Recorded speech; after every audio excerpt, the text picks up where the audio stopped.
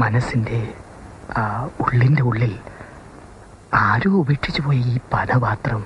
ആഹാ, എനിക്ക് ഓഹോ കർത്താവേ, മനസ്സിന്റെ... ഡോക്ടർ, മടിക്കാതെ പറയൂ ഡോക്ടർ, എനിക്ക് എന്താണ് അസുഖം? കുറച്ചുകൂടെ ശബ്ദത്തിൽ വായിക്കലാലേട്ടാ. ഇത്രയും ശബ്ദത്തിൽ പറയാൻ നോക്കൂ. ശ്രദ്ധിച്ചു കേട്ട് പറയാമെങ്കിൽ പറഞ്ഞാൽ മതി, ഇല്ലേ അഭിനയിക്കാൻ വേറെ ആളുണ്ട്. മടിക്കാതെ പറയൂ ഡോക്ടർ, എനിക്ക് എന്താണ് അസുഖം? എന്താ എന്നെ ഒന്നുമില്ല ഡോക്ടർ, എനിക്ക് എന്താണ് അസുഖം? പ്ലീസ് നിങ്ങൾക്ക് പറയൂ. എന്താണോ ലാലെ ഈ കൂത്ത്? ഒരു ബിഷപ്പ് പറയാൻ ഇല്ല, എന്തിനും പിടി തരും. അസുഖം ആരെഴുതിയ നാടകം? ഫാദർ കുട്ടനാടൻ. ഒന്നുമില്ല. നോക്കിയിരിക്കുന്ന പറയുന്നുണ്ടോ? വായിച്ചു വായിച്ച് എന്റെ തൊണ്ടയിലെ വെള്ളം പറ്റി. പറയട്ടെ, നീ പറ. ഡോക്ടർ പറയൂ ഡോക്ടർ, പ്ലീസ്. എനിക്ക് വെറുതെ ഒന്ന് താങ്ങി. Thank you. Please stop it. ഇനി ഞാൻ കുറച്ചു നേരം കോച്ച് ചെയ്യാം. ഇങ്ങനെ അഭിനയിക്കാൻ നീ കുറച്ചു നേരം മാറി. ഞങ്ങൾ ചെയ്യുന്ന എന്താണെന്ന് നീ നോക്കി പിടിക്കും. നിനക്കെന്താ രോഗം? എനിക്കല്ല, അവനാ രോഗം. തൽക്കാലം നിനക്കാ രോഗം.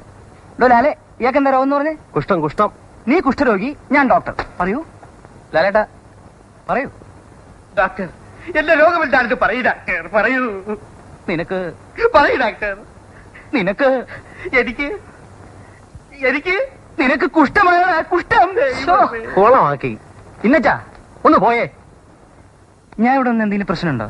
വേണ്ട, നിൽക്കേണ്ട ഒരു കാര്യമില്ല. ഞാൻ എഴുതിയ നാടകം ഡയറക്റ്റ് ചെയ്യാൻ എനിക്കറിയാം. അറിയാലോ? എന്നാ ഞാൻ പോയേക്കാം. പക്ഷെ ഒരു കാര്യം ഞാൻ പറയാം. ഫാദർ കുട്ടനാടൻ തെറ്റിദ്ധരിക്കരുത്, നിങ്ങളും തെറ്റിദ്ധരിക്കരുത്, ലീലാമ്മേടം തെറ്റിദ്ധരിക്കരുത്.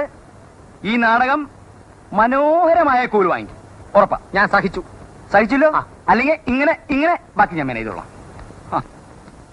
ലാലേ, ഇന്നിനി റിഹേഴ്സൽ വേണ്ട. എല്ലാ മൂടും പോയി.